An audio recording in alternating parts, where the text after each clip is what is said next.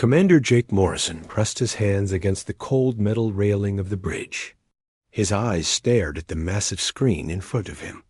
The screen showed nothing but empty black space where Earth's ships should have been floating.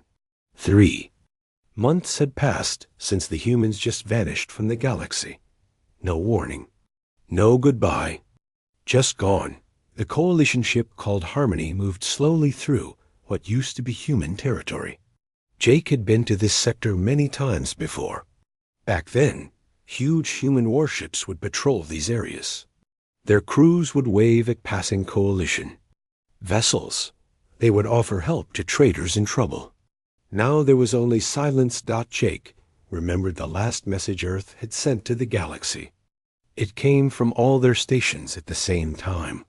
The voice was calm but firm. We have gone dark by choice. Do not follow. Then every human ship, every human base, every human colony went quiet. The galaxy had not heard from them since. Admiral Lisa Carter had called Jake to her office 2 weeks ago. She was a tall woman with gray hair and tired eyes. She had been dealing with complaints from dozens of alien species ever since the humans disappeared. Some aliens were angry. Others were scared. A few seemed almost happy at the troublesome. Humans were gone. Jake, I need you to find them, she had said while pointing at a star map. The Zephyrian Empire is moving toward human space. If Earth really is gone, we need to know. If they are hiding somewhere, we need to know why. Jake had accepted the mission without asking too many questions. He had always liked working with humans. They were different from other species in the galaxy. Most aliens followed rules and traditions that were thousands of years old. Humans made up new rules as they went along. They took risks other species would never take. They built things other species said were impossible. The Harmony stopped near a planet called New Boston. Jake had visited this world 5 years ago when humans were still part of the coalition. Back then, the planet was full of life. Human families lived in cities that reached toward the sky. Factories built ships and weapons. Scientists worked on projects that made other aliens nervous. Now the cities were empty, but not destroyed. Jake sent down a team to explore. Lieutenant Amy Foster was his best officer for this kind of work. She was smart and careful. She came back 3 hours later with a puzzled look on her face. Sir, this is strange, Amy said as she sat down in the briefing room.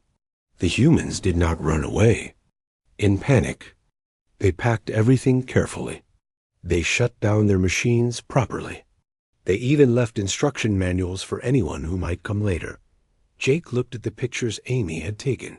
The cities looked like everyone had just walked away one. There were no broken windows, no scattered belongings, no signs of fighting or fear. It was as if millions of humans had simply decided to leave at the same time. What about their research facilities? Jake asked. Amy pulled up more pictures. On her tablet. This is the weird part, sir. It left behind some of their projects, half finished. But the projects they abandoned were more advanced than anything we have in the coalition. Look at this weapon design. The pictures showed blueprints for energy weapons that could punch through any known armor. There were plans for ships that could travel faster than anything in the galaxy. Most disturbing were the defensive systems. The humans had been working on shields that could protect entire planets. Why would they leave all this behind? Jake wondered out loud. Maybe they found something better, Amy suggested. Or maybe they were building all this to fight something we do not know about yet. Jake spent 2 more days exploring New Boston. His team found empty schools where human children had learned about dozens of alien cultures. They found hospitals with medical equipment designed to treat every known species in the galaxy. They found libraries full of books written in hundreds of different languages. Everything suggested that humans had been preparing for a long stay in the galaxy, had been building a future alongside other species. Then something had made them change their minds completely. On the third day, as the Harmony prepared to leave New Boston, something happened that changed everything. The ship's sensors picked up a massive energy reading moving through hyperspace. It was bigger than any ship Jake had ever seen. The reading appeared for exactly 17 seconds, then vanished. "Did you get a recording of that?" Jake asked his sensor officer. "Yes, sir, but you are not going to believe this. The energy signature matches human technology, but it is 10 times bigger than their largest known ship." Jake stared at the data. On his screen, if humans had built ships this large, where were they hiding them? And why were they moving around in secret? Amy walked over to Jake's chair. "Sir, I have been thinking about something. What if the humans did not disappear because they were afraid?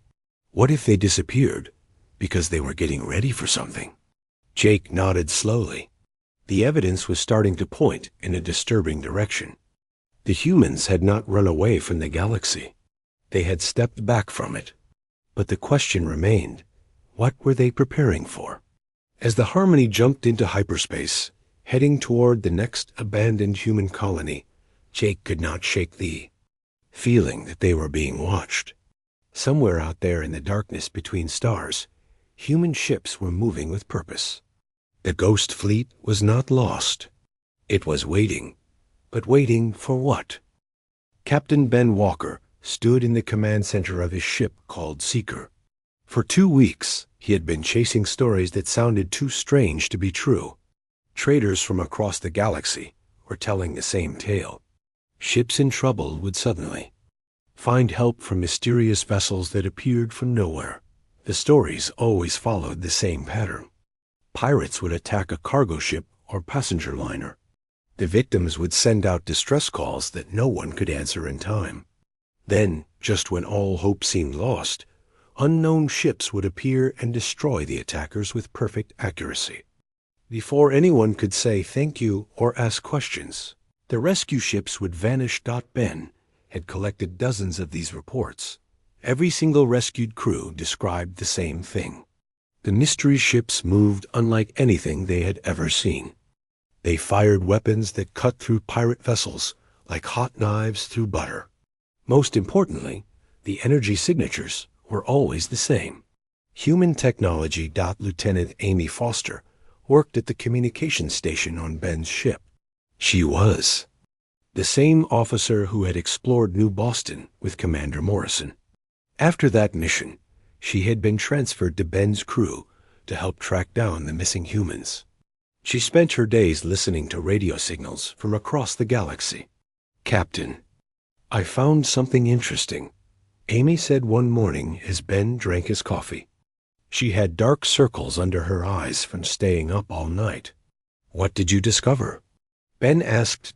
Amy pulled up a recording on her computer screen. "I have been listening to background noise from space.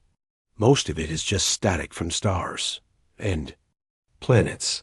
But buried inside that noise, I found this." She played the recording. At first, Ben heard nothing but the usual crackling sounds of space. Then Amy adjusted the filters, and suddenly he could hear something else. It sounded like voices having a conversation, but the words were scrambled.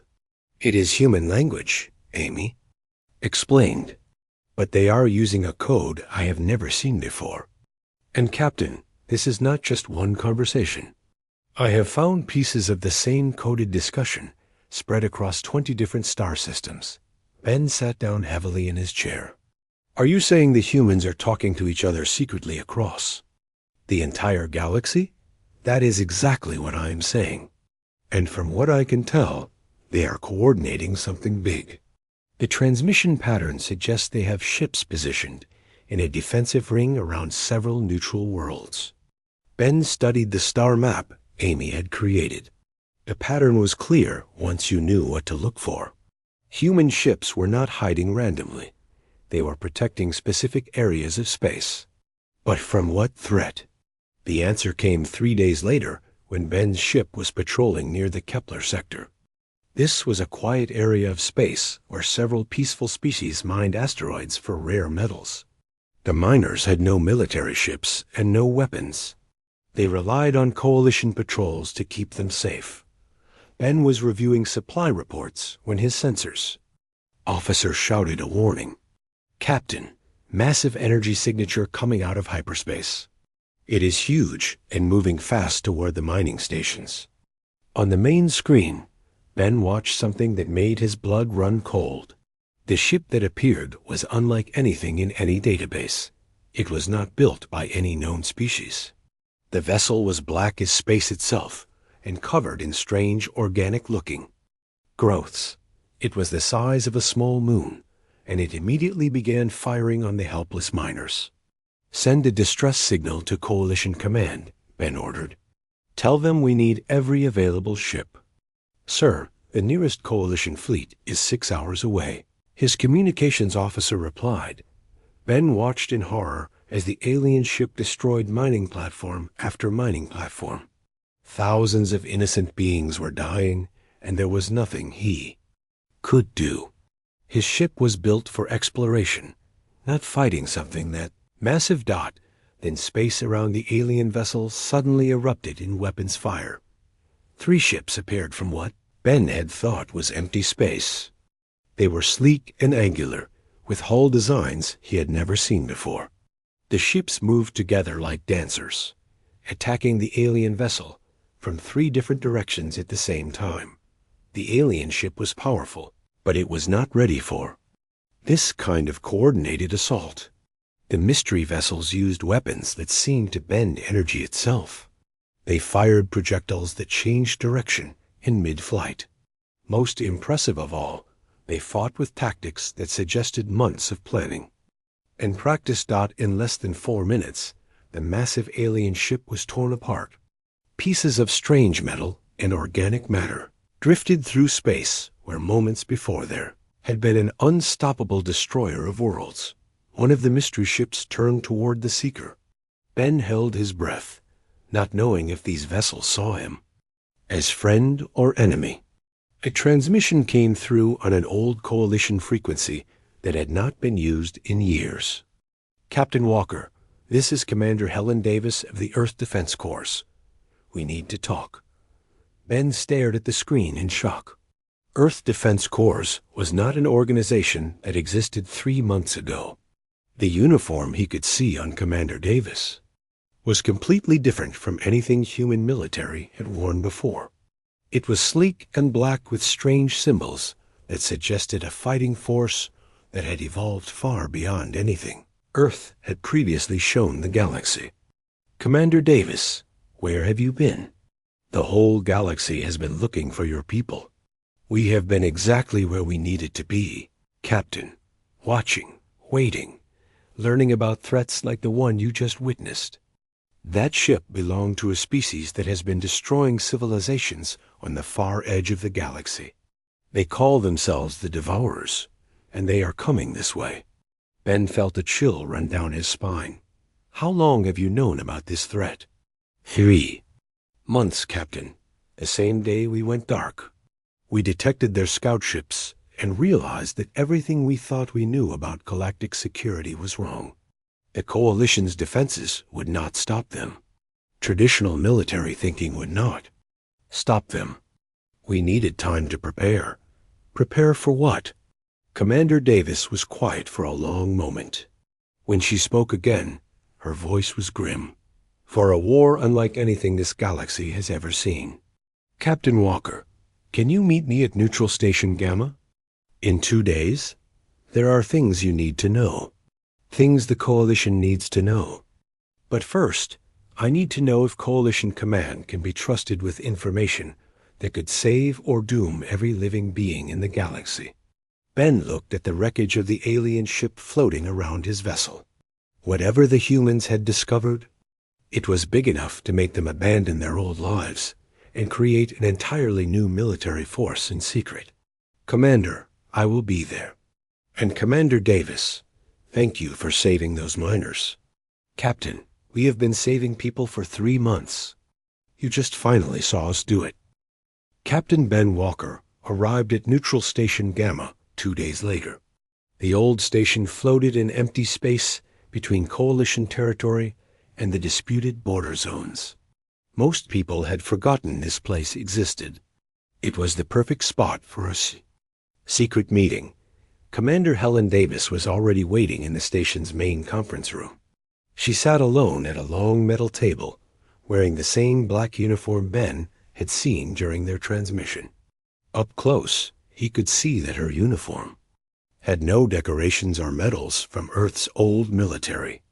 Everything about her appearance suggested she belonged to something completely new. "Thank you for coming, Captain Walker," Helen said as Ben sat down across from her.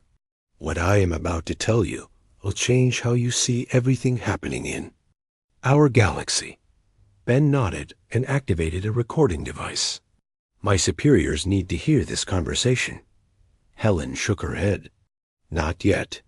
First, you need to understand what we discovered 3 months ago."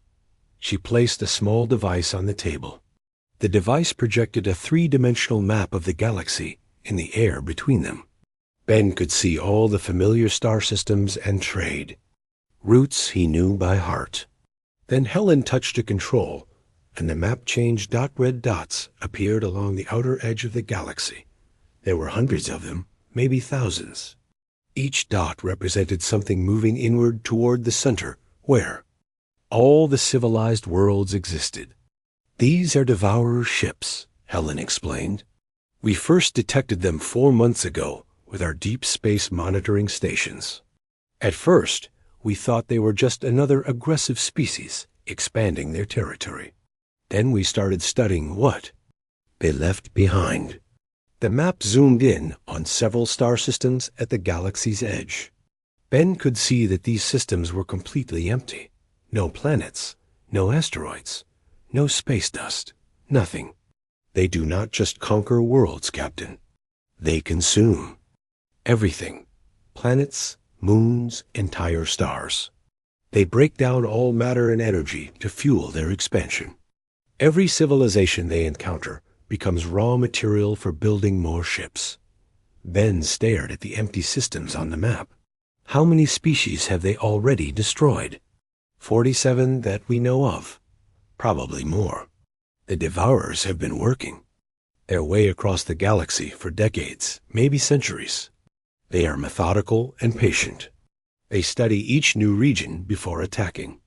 They learn about local defenses and technologies.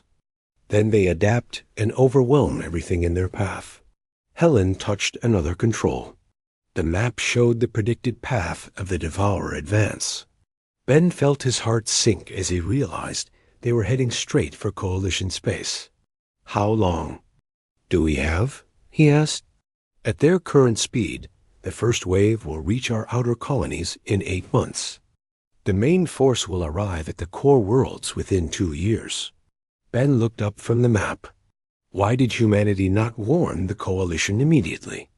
We could have started preparing defenses months ago." Helen's expression became grim. "Because the Coalition has been compromised, Captain. The Devourers do not just rely on brute force. They use infiltrators to gather intelligence about their targets. We have evidence that Devourer agents have been operating inside Coalition government for at least a year. That is impossible. Our security screenings would detect alien infiltrators. Not these infiltrators. The Devourers can create perfect biological copies of any species they encounter. They capture key individuals, study them completely, then replace them with duplicates that are identical down to the genetic level. The copies have all the original person's memories and personality traits." Ben felt a chill run through his body. "How do you know about this?" Helen stood up and walked to the window overlooking space. "Because they tried to replace some of our people too. We caught 3 Devourer duplicates trying to infiltrate Earth's government 6 months ago. That is when we realized the true scope of the threat we were facing. So Earth decided to disappear to avoid being infiltrated further? Not just to avoid infiltration. We needed time to develop new technologies and tactics, specifically designed to fight an enemy unlike anything the galaxy had seen before. The Devourers are not just another hostile species. They are a force of nature that has consumed thousands of civilizations across multiple galaxies. Helen returned to the table and activated another part of the map. This time, it showed human ship positions throughout Coalition space. Ben was amazed to see that there were human vessels near every major world and trade route. Your ghost fleet has been protecting us all along, Ben realized. Every mysterious rescue, every phantom appearance, every unexplained victory over pirates or raiders. We have been fighting a shadow war to keep innocent beings safe while we prepared for the real battle. Suddenly, alarms began screaming throughout the station. Red lights flashed as the automated systems detected incoming ships. Ben and Helen rushed to the nearest sensor station. Multiple large contacts emerging from hyperspace at the system's edge, the station's computer announced. Energy signatures match unknown alien technology. On the sensor display, Ben could see 12 massive objects moving toward Neutral Station Gamma. They were the same type of ship that had attacked the mining colony. But there were more of them, and they were even larger. Helen smiled. But it was not a happy expression. They found us faster than we expected. The Devourers know we have been interfering with their advanced scouts. She activated a small device on her wrist. The device looked like a simple communicator, but when Helen spoke into it, her voice was transmitted across multiple star systems simultaneously. All units, this is Raven Command. Execute Operation Daybreak immediately. The galaxy needs to see what we have built in the darkness. Ben watched through the station's windows as space around them began to shimmer and warp. Ships appeared from what he had thought was empty vacuum.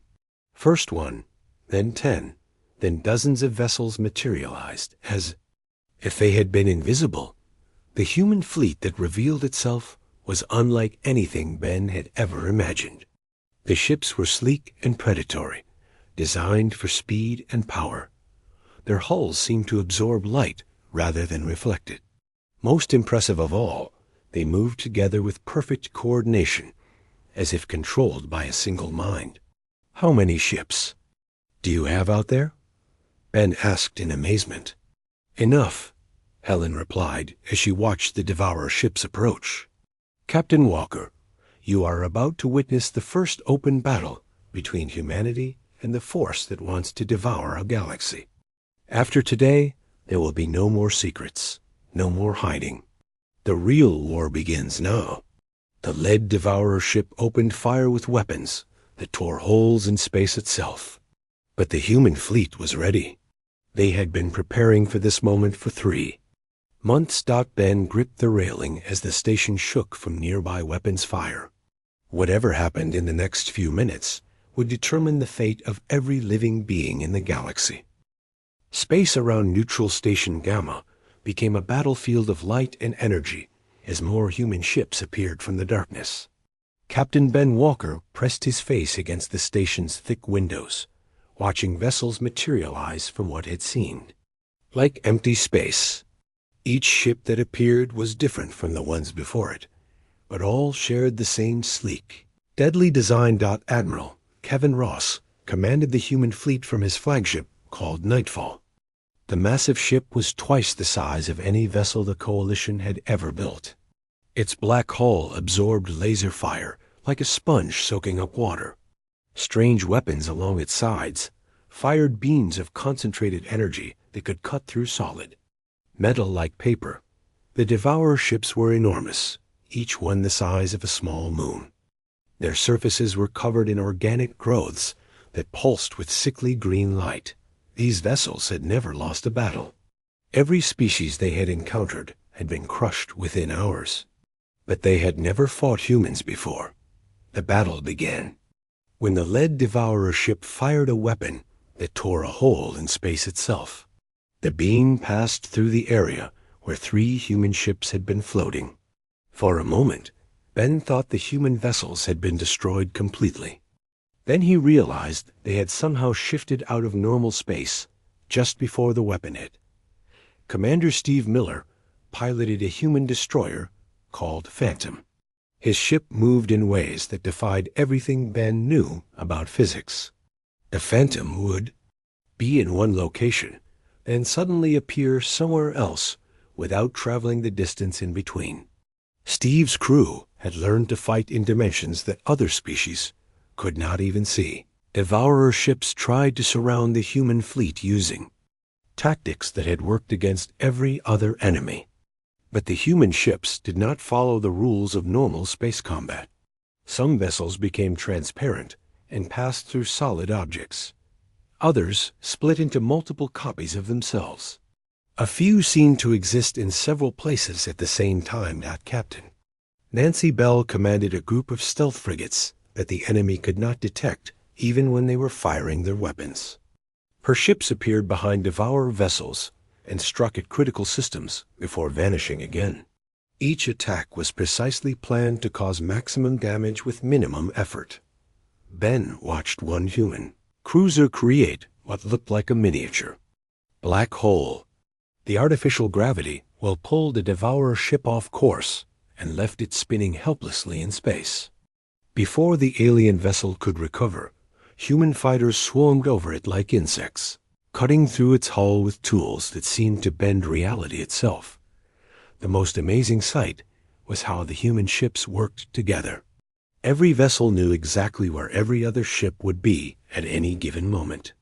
They moved like parts of a single enormous machine, each one playing its role in a plan that had been practiced hundreds of times. Admiral Ross's voice came through the station's communication system as he spoke to his entire fleet. Remember, these creatures have destroyed 47 civilizations. They think we are just another species to be consumed. Show them what humans do when someone threatens our galaxy.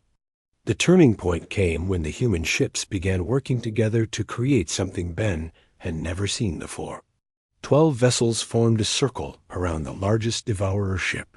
Each human vessel projected a beam of energy toward the center of the circle. Where the beams met, space itself seemed to solidify into a glowing barrier. Commander Helen Davis, who was still standing beside Ben in the station, smiled as she watched the human tactic unfold.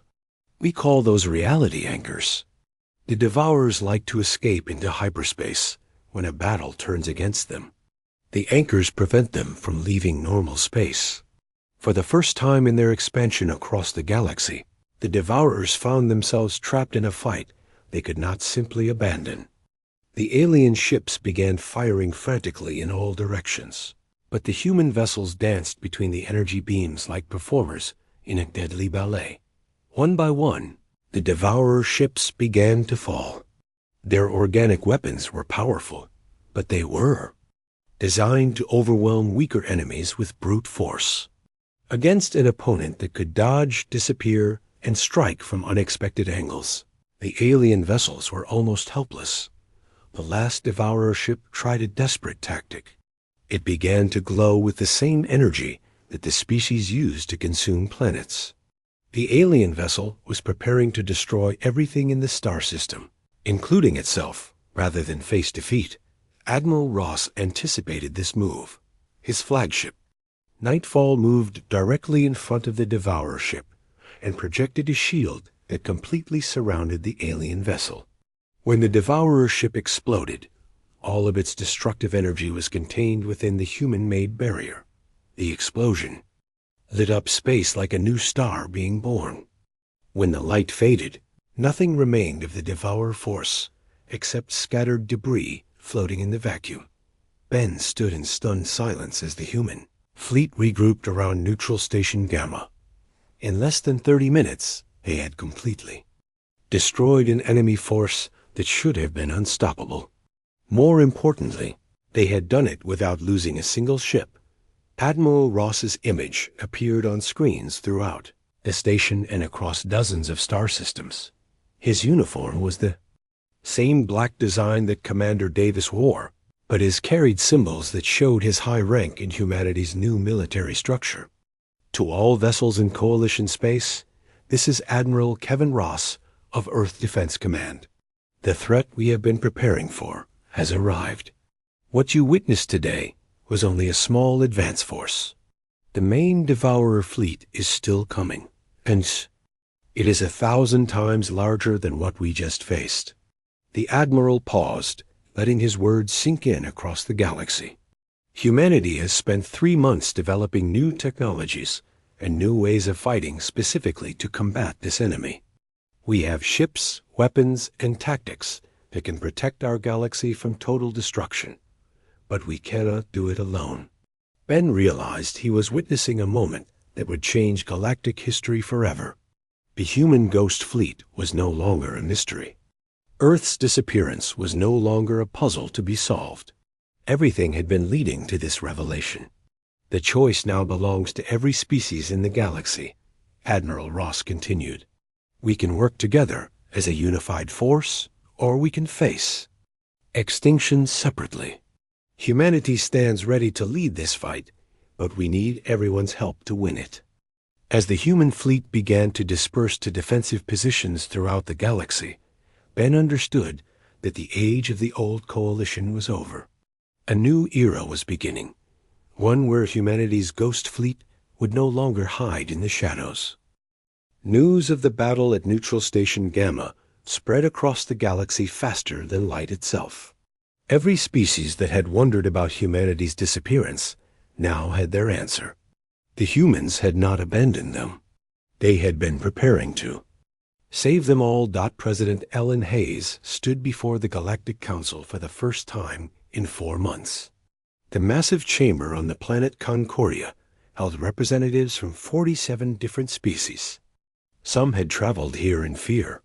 Others came with anger. A few arrived with hope. Ellen was a small woman with gray hair and steady eyes. She had been Earth's leader during the decision to go dark 3 months ago.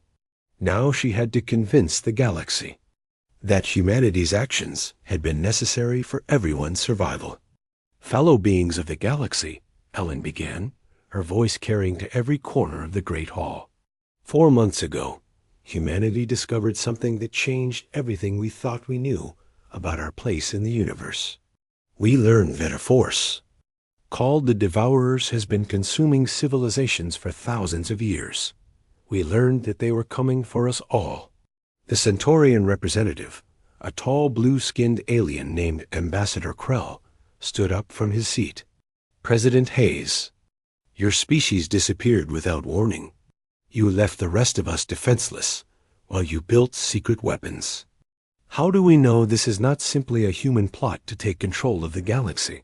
Ellen had expected this question. Ambassador Krell, I understand your suspicion. But consider this. If humanity wanted to conquer the galaxy, we could have done so. 3 months ago, when we first developed our new technologies. Instead, we used our capabilities to protect innocent beings throughout Coalition space. She activated a holographic display that showed dozens of rescue operations the human ghost fleet had performed. Pirate attacks stopped, trade vessels saved, colonies protected from raiders, all done without revealing human involvement or asking for payment. Every species in this chamber has benefited from humanity's secret protection, Ellen continued. We could have let you face the pirates and raiders alone while we prepared for the Devourers. Instead, we chose to risk our own safety to keep you safe. A representative from the peaceful Androni species raised one of her 4 arms. President Hayes, we are grateful for the protection. But why did you not trust us with the truth from the beginning? Ellen's expression became sad. Because the Devourers had already infiltrated our government. We discovered Devourer agents posing as humans, aliens, even Coalition officials. We could not risk revealing our plans to anyone until we were certain they could not be passed to the enemy. The chamber erupted in worried conversations as representatives realized that some of their own colleagues might be Devourer infiltrators. Ellen waited for the noise to die down before continuing. The battle you witnessed at Neutral Station Gamma was only the beginning. Our intelligence networks have detected the main Devourer invasion force. It consists of over 10,000 ships, each one capable of destroying entire star systems. They will arrive in our galaxy within 6 weeks. The chamber fell completely silent. Even species that had been enemies for centuries looked at each other with shared fear. Ellen stepped closer, to the center of the hall. Humanity offers you a choice. We can face this threat together as a unified force, pooling our knowledge, resources, and capabilities. Or we can face it separately and watch our civilizations be consumed one by one. Ambassador Krell spoke again, but his voice was less hostile than before. What exactly are you proposing, President Hayes? The complete restructuring of galactic defense. No more committees that take months to make decisions. No more arguing about territory while planets burn. We need a single command structure that can respond to threats in minutes, not months. A representative from the militaristic Corvin Empire leaned forward. You mean human command, do you not? You want us to place our fleets under human control? Ellen nodded. Yes, because we are the only species that has successfully fought the Devourers and won. Our tactics work. Our technology works. Our coordination works. But we need your ships, your knowledge, and your people to make it work on a galactic scale. The debate that followed lasted for 18 hours. Some species argued that humanity was using the crisis to establish dominance. Others pointed out that humanity had already proven they could be trusted with power by using it to protect rather than conquer. The argument was settled when long-range sensors detected massive energy signatures approaching from outside the galaxy. Admiral Kevin Ross appeared on screens throughout the chamber to deliver the news that everyone had been dreading. The main Devourer force has accelerated their timeline. They will arrive in 4 weeks, not 6. We have 1 month to prepare a unified defense, or watch everything we have built be turned into fuel for their expansion. One by one, the representatives began to vote. The peaceful species voted for unity immediately. The militaristic species took longer, but eventually agreed that survival was more important than pride. Even the Centaurians, after much internal debate, decided that cooperation was better than extinction.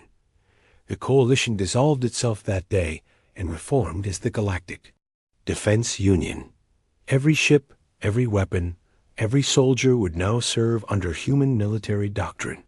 Species that had fought each other for thousands of years would now fight together, under human commanders who treated every being's contribution as essential to victory. Captain Ben Walker, who had been promoted to Admiral after his role in discovering the truth about the Ghost Fleet, stood on the bridge of his new flagship.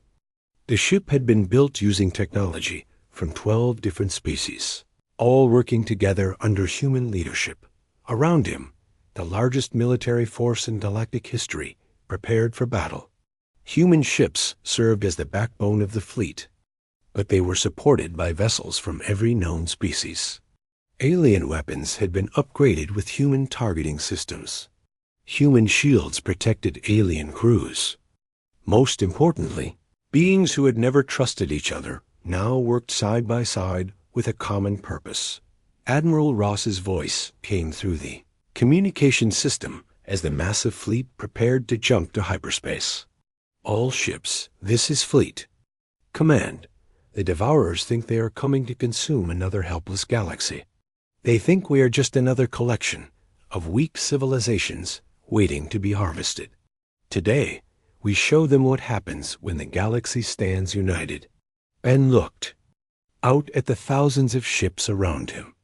Humans, aliens, former enemies, and old friends all moving together toward the edge of space where the real battle would begin. Humanity's Ghost Fleet had given the galaxy something more valuable than new weapons or tactics. They had given everyone time to become something greater than they had ever been alone. The whispers that had spread across the stars were no longer about fear or mystery. They spoke of hope, of unity, and of a species that had looked beyond their own survival to the survival of all life in the galaxy dot as the combined fleet jumped into hyperspace to meet the coming storm. One thing was clear: the Devourers would face an enemy unlike any they had ever encountered.